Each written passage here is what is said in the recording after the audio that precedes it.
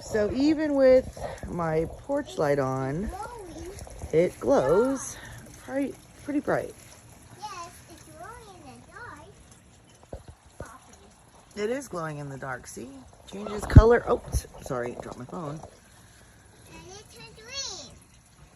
And now it turned full dark green. Now it's a beet. The other cool thing is, I don't know if you can see it in the night, but the holes are very large. Hummingbirds love it. And the ant protection water cup is large too.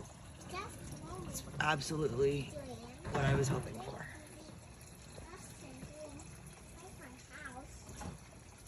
And the other thing I wanted to point out, it holds a lot more than a typical bird feeder.